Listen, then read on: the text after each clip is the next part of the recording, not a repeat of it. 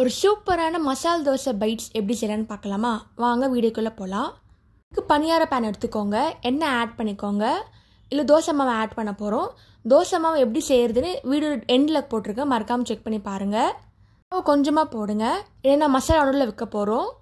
இந்த மாதிரி ஃபில் பண்ணிக்கோங்க. இப்போ உருண்டை மாதிரி வச்சுக்கோங்க மசாலாவை, அப்போ கரெக்டான ஷேப்பில் வரும். நடுவில் வைங்க, ஒட்டாமல் இருக்கும்.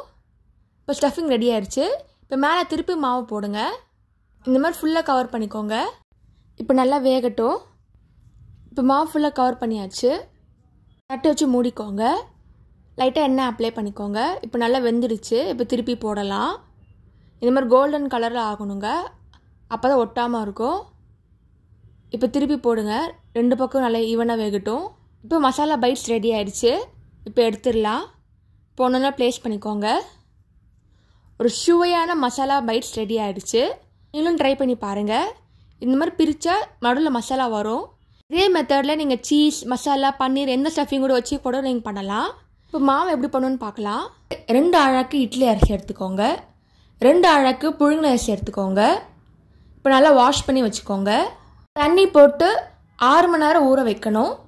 1 அழகு உளுத்தம்பருப்பு எடுத்துக்கோங்க. கொஞ்சமாக வெந்தயம் ஆட் பண்ணிக்கோங்க. இப்போ தண்ணி போட்டு நல்லா ஊற வைங்க. இதுவும் 6 ஹவர்ஸ் ஊறணும். இப்போ 6 ஹவர்ஸ் ஆயிடுச்சு. இப்போ மிக்சியில் போட்டு அரைக்கலாம்.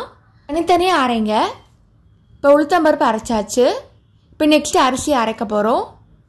கொஞ்சம் கொஞ்சமாக அரைங்க, நல்லா திக்காக வரணும் இந்த மாதிரி. இப்போ மிக்ஸ் பண்ணிக்கலாம்.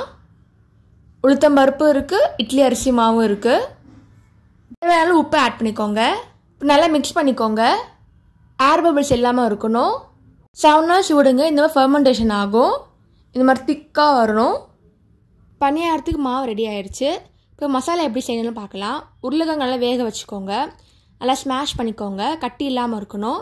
ஒரு பேன் எடுத்துக்கோங்க, எண்ணெய் ஆட் பண்ணிக்கோங்க. கடுகு, உளுத்தம்பருப்பு, இஞ்சி, கருவேப்பிலை ஆட் பண்ணிக்கோங்க. நல்லா ஃப்ரை பண்ணிக்கோங்க. இப்போ நெக்ஸ்ட்டு வெங்காயம் பொடியாக கட் பண்ணது ஆட் பண்ணிக்கிட்டு வதக்குங்க. நல்லா கோல்டன் ப்ரௌன் கலரில் மாறணும். லைட்டாக உப்பு ஆட் பண்ணிக்கோங்க. இப்போ 1 ஸ்பூன் மஞ்சத்தூள் ஆட் பண்ணிக்கோங்க.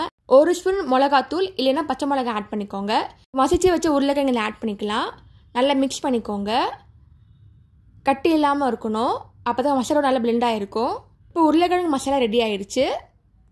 ஒரு சுவையான மசாலா பைட்ஸ் ரெடி ஆயிடுச்சு. நீங்களும் ட்ரை பண்ணி பார்த்துட்டு எப்படி இருக்குன்னு சொல்லுங்கள். இந்த மாதிரி சிம்பிள் ரெசிபியில் யூடியூப் சேனல் போட்டிருக்கேன், அதையும் மறக்காமல் செக் பண்ணி பாருங்கள்.